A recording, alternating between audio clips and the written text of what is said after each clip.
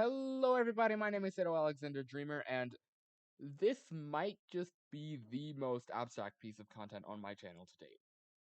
In the description of my channel intro video, I said that I'd be doing writing content, and this is exactly it. I write things, then I get Microsoft Zero to read them to you. And we'll see how that turns out. um, the story I have for you today is actually chapter 1 in an anthology that I'm creating called Rufio Hotel, title pending.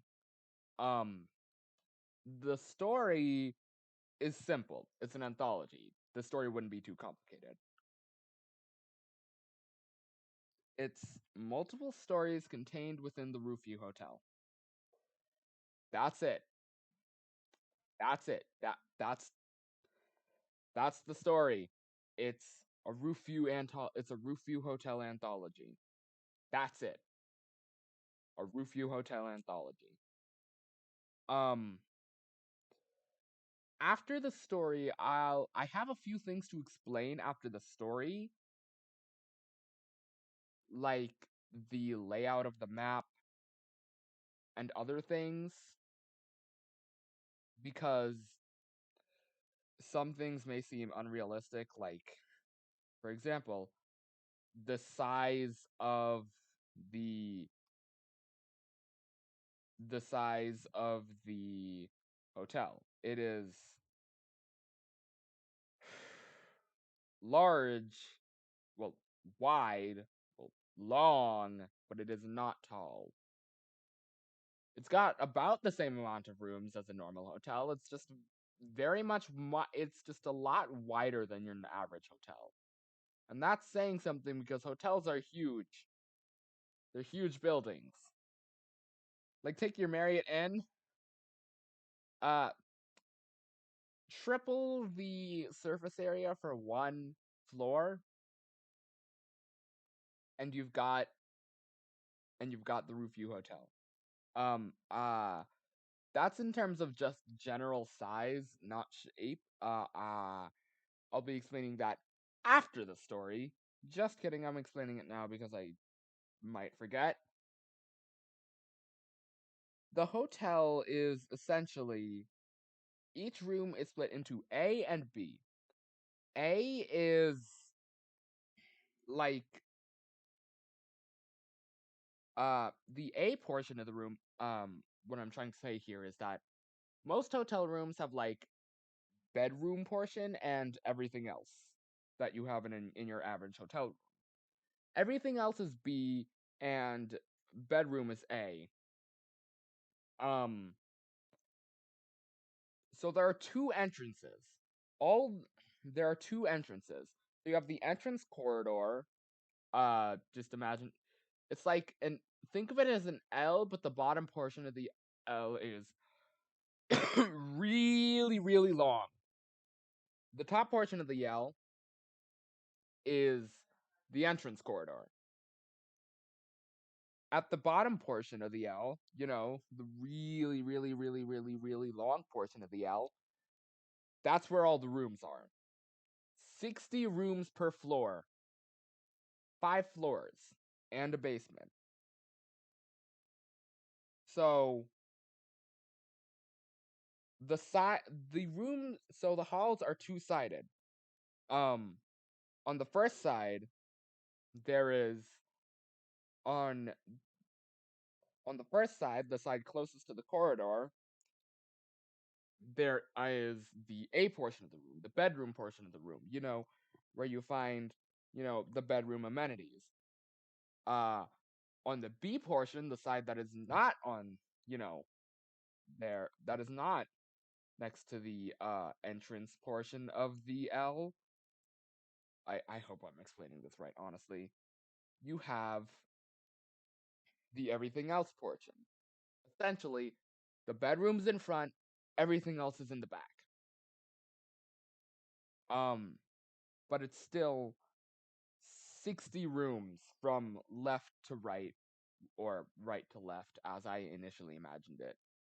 But all you need to know is that it's in a generally L shape, and up the side closer to the entrance the entrance hallway, and the cafeteria and other hotel stuff like that is the side with the bedroom. So you can probably understand which side the you know,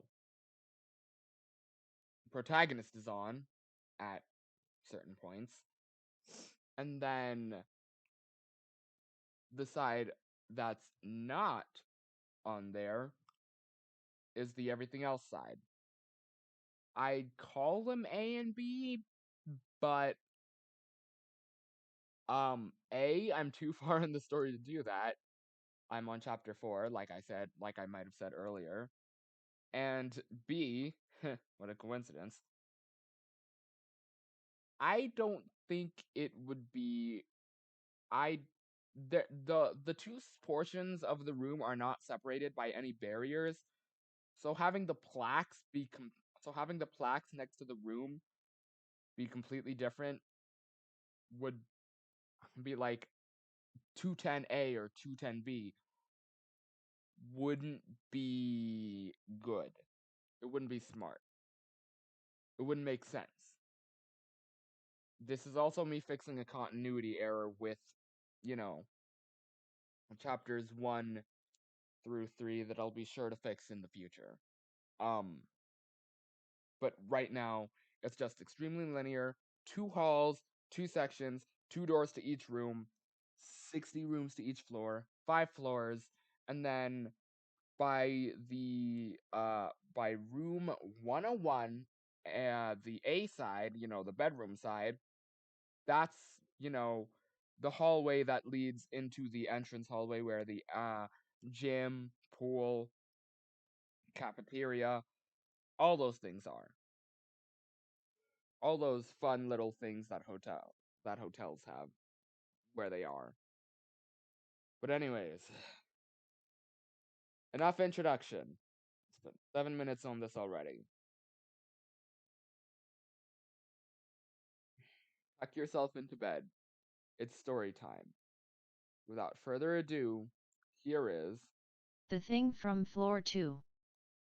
Hear us, hear us. The voices ring in my ears, getting louder and multiplying each time the phrase repeats.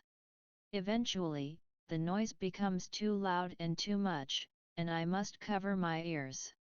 It does not help. The voices keep getting louder, and eventually everything turns black. I wake up in a bed much softer than the one I remember waking up that day in. I must be in the hotel, but where? I get up and notice something red out of the corner of my eye. In stark contrast to the blue walls of the room, the wall next to the door are red. More peculiarly, the walls are pulsating, and their texture seems likened to that of flesh. I blink, pinch myself, go back to sleep, and do other things to convince myself that this is just a dream. Nothing works. The walls are still made of flesh. Panicking, I get back out of bed and leave the room. Before going to look for someone, I turn and see if the walls are flesh on the outside. They are not. I also notice the plaque next to the door. 301. It is my room. But how? I do not remember coming to the hotel, but I do know that I had plans to, so I must have simply fallen asleep in my room and forgotten that I had come to the hotel. That is the best explanation I can think of. I think back to what I remember before waking up. All I remember is the dream I had, and I regard it as unimportant, since it was a dream. I make my way downstairs, hoping to find someone in the dining room. Unfortunately, the elevator is broken for some reason, so I must take the stairs. While climbing down the stairs to the first floor, I hear someone walking around on the second. Curious, I head back up to the second floor. Once I am on the second floor, I follow the sound of walking to find out who is walking up there, and if they can help me. In doing this, I made a mistake. As I pass room 202, I hear a blood-curdling scream. The scream turns from pure to wet, and then abruptly stops. What happened? I follow the sound, but something else stops me. I hear a roar. Inhuman, and unearthly. It sounds supernatural, and it freezes me in place. Then, I hear the footsteps again. Whatever just roared, that was what was causing the footsteps I heard, and the footsteps are getting louder. I make a beeline for the stairs, scared of what is chasing me. I do not want to turn back, since that will slow me down, and the footsteps are getting louder too quickly. 210, 209, 208. The rooms cannot pass quickly enough. Eventually, I reach the stairs and the footsteps stop. Just in time too. I look back on the second floor and see it. It is a torso, and a face with no features. It looks too human, but not at all. What I cannot understand about it is how it made those footsteps sound, since it appears to not have any feet. Teeth are a different story. Despite its featureless face, or what seems to be red, pulpy skin laced on top of a human skull, it has 3, no 4 rows of teeth within what appears to be its mouth. It stares blankly at me with those eye sockets of its. I move backward, down the stairs, and it moves away from the stairs, slowly. I walk down the stairs and I hear the footsteps again, this time getting quieter. I breathe a sigh of relief as I make my way back down to the first floor. I do not need to know what that was, if it was a hallucination, and why I heard a scream. Could that scream possibly have come from it? I want to find someone else, hopefully it will not be another thing that wants to kill me. I resolve to head to the cafeteria, knowing that, if I cannot find someone there, at least I will be close to the lobby, where someone will be. Making my way to the cafeteria, I see a flash of red in the corner of my eye, and I turn towards it, expecting it to be something like what I saw on floor 2, and for it to already be too late. Instead, I find nothing, not even a single thing with a color resembling red. Eventually, I make it to the cafeteria, and I stop dead in my tracks when I see the sight in there. Blood. Blood everywhere. There are bodies strewn across the floor, some of them torn to shreds, some of them gutted. The walls, the floor, the tables, everything in the room is made of the same flashy substance that I woke up to. Unable to take it, I close my eyes. When I open my eyes, everything is still there, but there are small changes. First, all the bodies are gone. Second, I am no longer in the cafeteria, but rather in a room much smaller and more likened to the room I woke up in. More, I am standing by the door, and I am surrounded by many of the thing I saw on floor 2. Luckily, none of them have noticed me yet. It seems that, for every single body I saw in the cafeteria, there is a single thing standing. Suddenly, I hear a roar. Not wanting more to see me, I run out of the room. Unfortunately, I hear many, many more roars. The sound is deafening. I pass by many rooms, looking for a place to hide. 10 underscore, 11 underscore, 12 underscore, 13 underscore, 14 underscore, 15 underscore. I cannot look too hard at the room numbers, the roaring is getting louder. It sounds like they are multiplying behind me. I do notice that the numbers are getting larger. Knowing how linear the hotel is, I might be able to hide behind the stairs and see if they go upstairs. When I get to the stairs, I hide underneath before the things can turn the corner. The roaring has stopped, but judging from the volume of the footsteps, I will be under here for a while. I take this opportunity to recall the events of the day. I woke up in room 301, having forgotten how or when I came to the Roof View Hotel. After that I made my way to the first floor, wanting to see if someone found me and took me and my stuff up to my room. While on my way down to the first floor, I heard footsteps on the second floor. When I went up to investigate, I found myself being chased by this fleshy torso thing.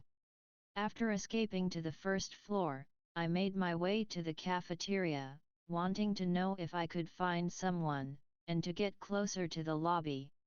I found bodies in the cafeteria, and, also that I, indeed, did not go to the cafeteria, but to one of the rooms on the first floor.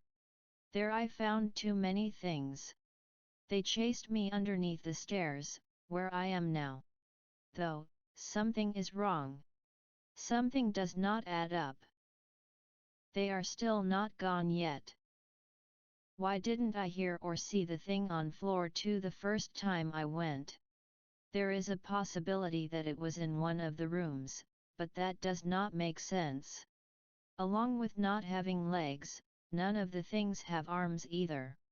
Then again, they stomp without feet, so it is not really a stretch to say that they open doors without hands. It could be that the scream I heard near room 202 was someone else who was chased by the thing, but I do not know.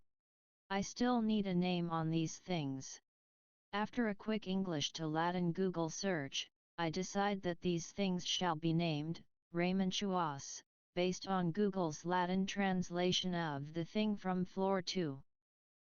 They are still not gone. I need to take a risk. It looks like they are on patrol now, instead of chasing. My strategy is not working. Do I have anything on me that could function as a weapon? No. No, I do not. Is there anything that I have that could create a sound that could draw them away? I have my phone, but I do not want to lose that. What do? I throw my phone. That is what.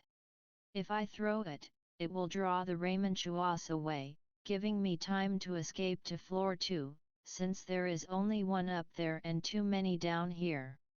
I wind up my arm, ready to throw my phone when I spot something that would help me keep my phone and draw the Raymanchuas away. A bit of the stairs is falling off. It looks as if I could just pick it up and it would come off without a sound. Only one way to know for sure. I grab the piece off the stairs, and unfortunately, it makes a sound loud enough to alert one of the Raymanchuas. Seeing as I have, maybe 2 seconds until I am dead, I throw the piece. Luckily, all of them chase the piece away. I whisper under my breath in relief. Good, you're dumb. One of them stops. No, you are not. No, you are not. Please do not kill me.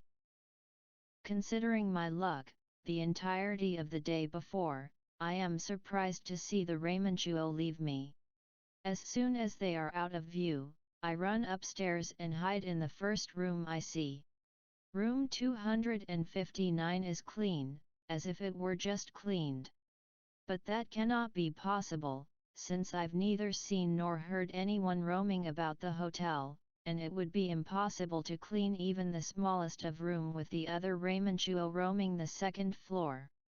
That raises the question, what if there are more on the other floors? I know the hotel has 5 upper floors and a basement, so I have no idea what could be going on. More importantly, did I miss encountering a Raymanchuo on the 3rd floor, or something more dangerous? I am near the 3rd floor, so there is a chance I could return to the 3rd floor and hide there, since it would be safer than hiding on the 2nd floor, considering that there is still one here. I need to find a way to kill them, so I can explore and find out just what happened today. Though, earlier today, I noticed that there was the same amount of Raymanchuas on the 1st floor as there were bodies in my cafeteria illusion. Does this mean that they are dead, or souls? Maybe it has something to do with how to kill them, or at least subdue them. But first, I need to find something that they are afraid of, or at least something that they cannot get nearby. They are not too smart since I can sneak around them and use sound to distract them. It also appears that they cannot see too well. They can see well enough to spot me when still, but not while moving. How am I supposed to defeat them? I sit down on the bed, sighing. My head hurts. I almost lie down, thinking I can close my eyes for a few minutes. Instead of sleeping, I nearly poke my brains out. I turn around, while my hand instinctively feels the back of my head. It is warm and wet. There is a spike on the pillow, and it is sharp. I barely touched it and it cut me. Luckily, the wound's not deep. Is this what I need to use to kill the Raymanchuas? I do not know, but I should try. I pick up the spike and throw open the door. Footsteps immediately. This time, I am ready, I think. They are coming from the left. I turn that way and see the same Raymanchuo I saw earlier today rushing towards me. Until now, I had never had a chance to truly see how they move. As I suspected, they basically float, if not slide. I ready the spike to be even with its mouth, and as I hoped, it impales the Raymanchuo straight through. I will name it Gerald since it is dead. I move the spike once I am sure that Gerald's dead, and I use it to cut out one of the teeth, slowly. Once it is out, I examine the tooth. I do not feel it, not doubting that it is either just as sharp as or sharper than the spike I have. Then, I use it to try and cut Gerald's head off. Like I thought, too sharp. If I handle this wrong, I could kill myself, or at least severely injure myself.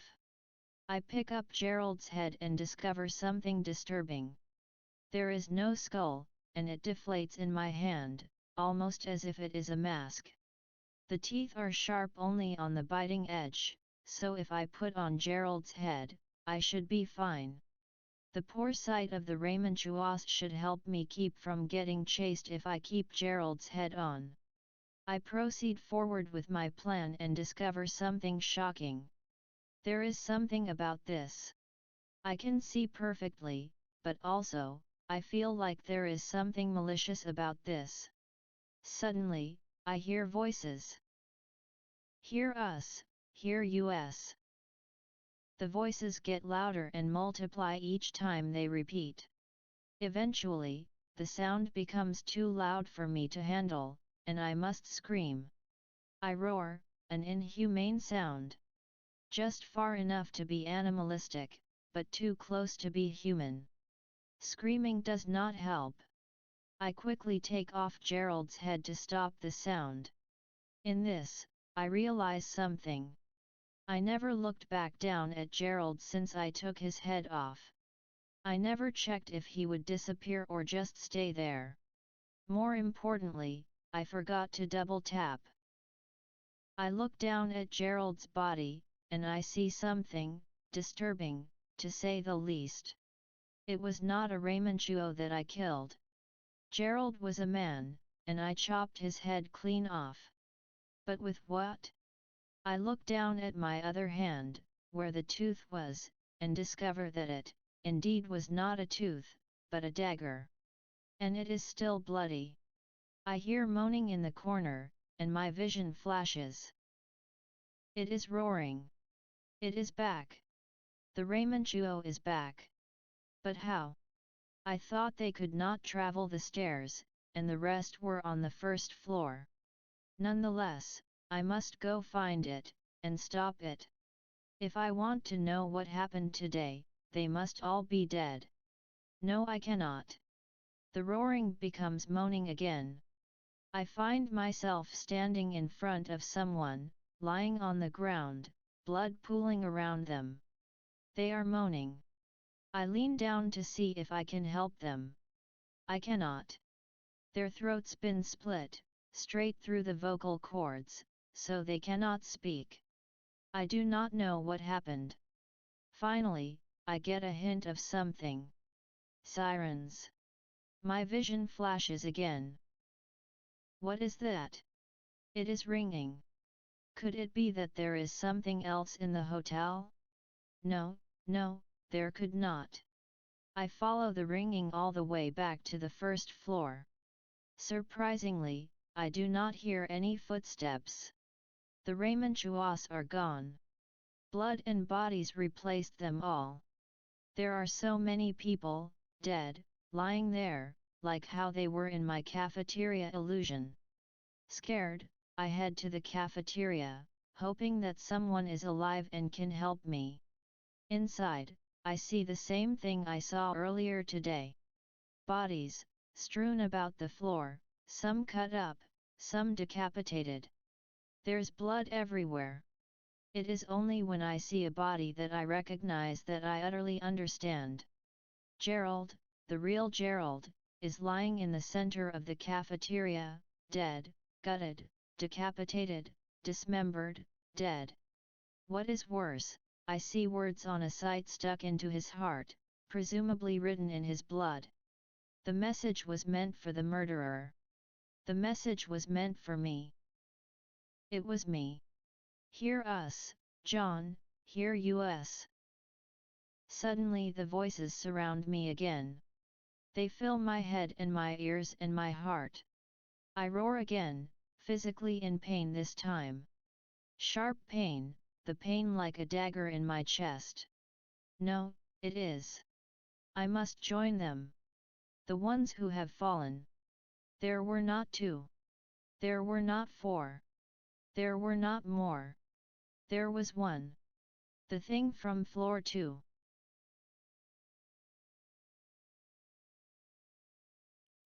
So how did you like it? That was chapter 1 of The Roofview Hotel.